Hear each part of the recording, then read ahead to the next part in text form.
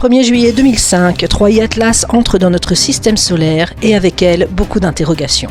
Comète extraordinaire, tout le monde suit sa trajectoire, ses trajectoires, ses accélérations, sa vitesse, ainsi que ses changements de couleur avec grand intérêt. Et quelles que soient les opinions ou les découvertes à son sujet, force est de constater que toujours et encore, on se demandera, sommes-nous seuls dans l'univers ?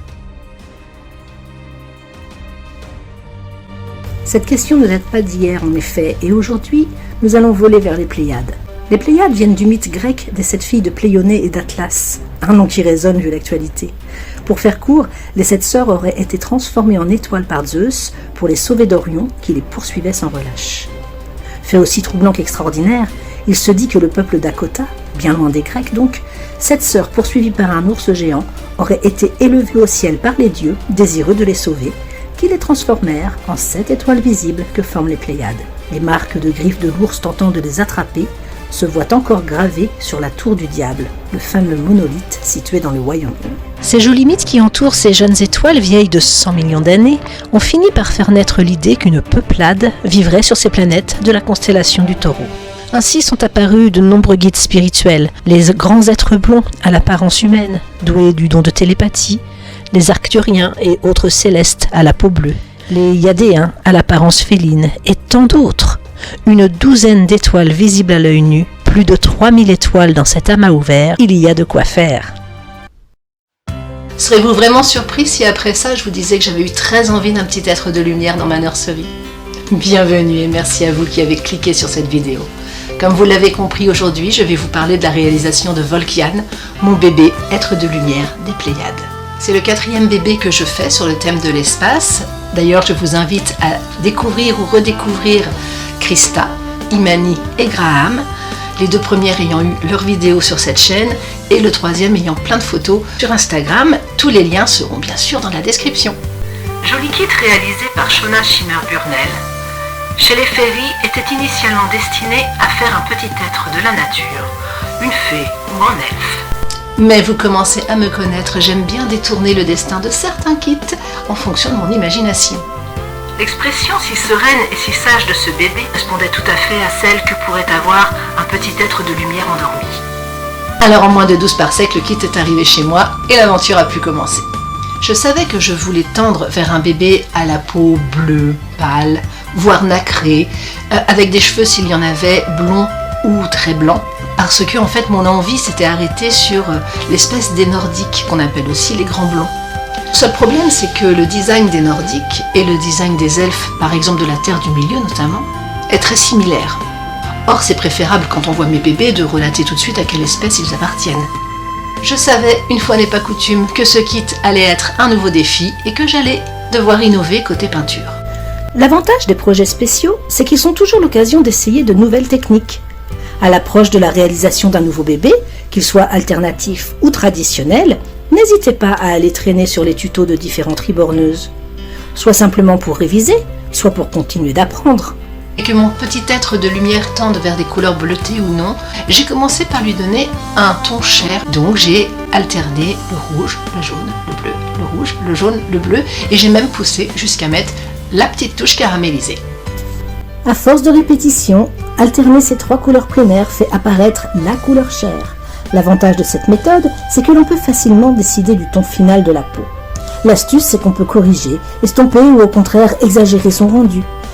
Ainsi, un petit prématuré pourrait avoir plus de couches de rouge par exemple. Quant à la couleur caramélisée, c'est un des petits secrets partagés par certaines artistes. On l'applique généralement en toute fin de création, quand les textures et les rougeurs sont faites. Elle donne à la peau un aspect plus réel, et pour arriver à ce résultat, d'autres utilisent également le jaune. Mais comme le bleu, sa couleur est très pigmentée. Elle appelle à la prudence. Si vous choisissez le jaune, n'hésitez pas à le diluer. J'ai aussi utilisé d'ailleurs le pinceau à blucher pour faire les couches de base. Ce que je n'ai pas l'habitude de faire, d'habitude je travaille vraiment qu'à l'éponge. Donc petite innovation qui m'a somme toute bien plu. Et au bout d'un moment, j'ai fini par ajouter une petite touche d'argent métallique dans ma peinture pour commencer à transformer l'aspect du bébé. Il ne faut effectivement pas hésiter à expérimenter. Utiliser de nouvelles peintures, de nouveaux tons, mélanger, éclaircir, foncer, foncer. Ce qu'il faut garder à l'esprit, ce sont les méthodes et astuces de base. Un peu de médium et beaucoup d'eau, des éponges ou pinceaux de différentes textures et densités. Ce n'est que progressivement que la brillance est apparue et les couleurs ont eu du mal aussi à se mettre en place et j'avoue que par moments je doutais un petit peu de ma méthode. Et n'ayez pas peur, à ce stade il n'est pas encore trop difficile de corriger une erreur. Vous pouvez aussi utiliser des membres tests avant de vous lancer sur votre vrai kit. Mais je me suis souvenu que le mot d'ordre du Reborning, c'est la patience.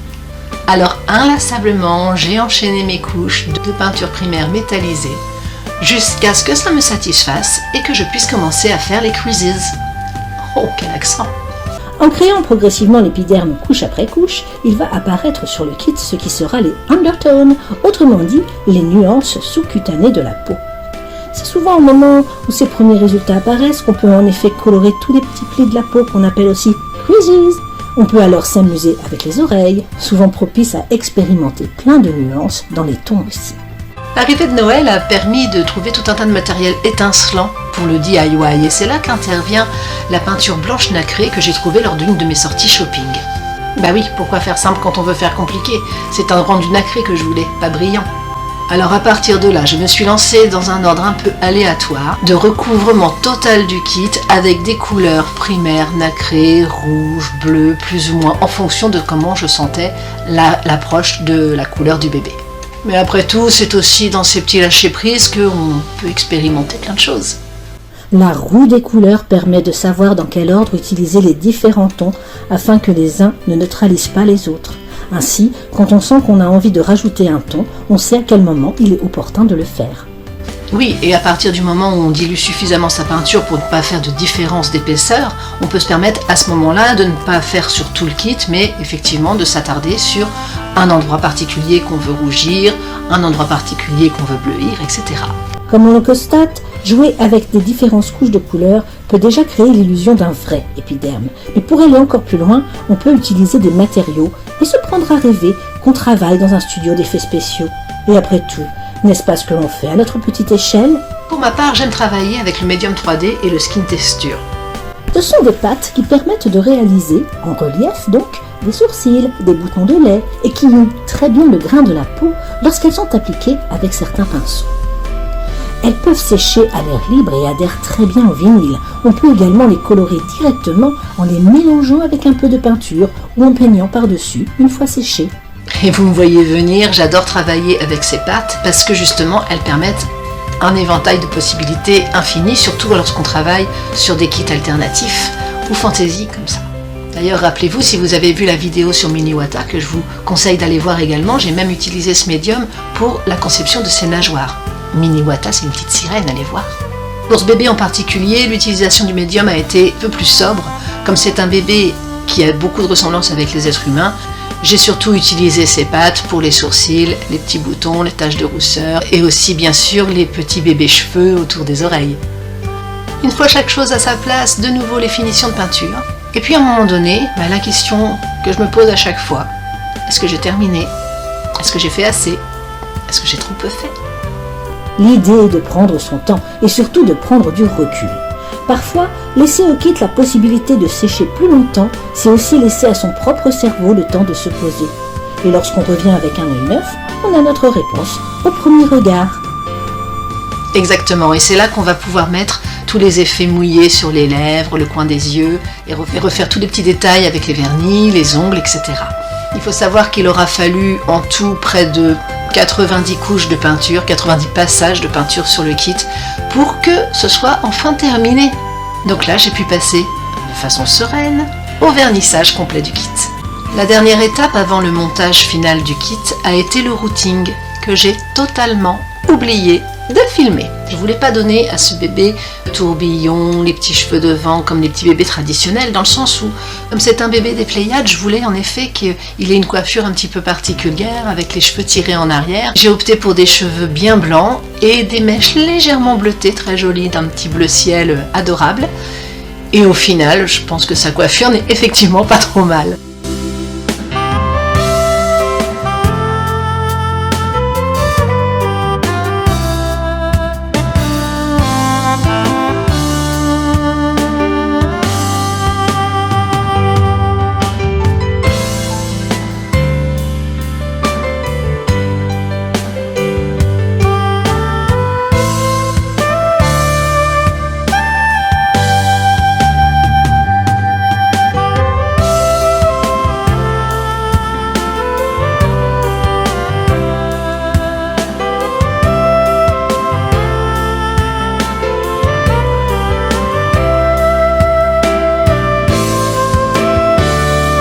Voilà, ainsi s'achève notre promenade à travers les étoiles. J'espère que cette présentation avec des effets spéciaux de toute beauté vous aura autant amusé qu'instruit.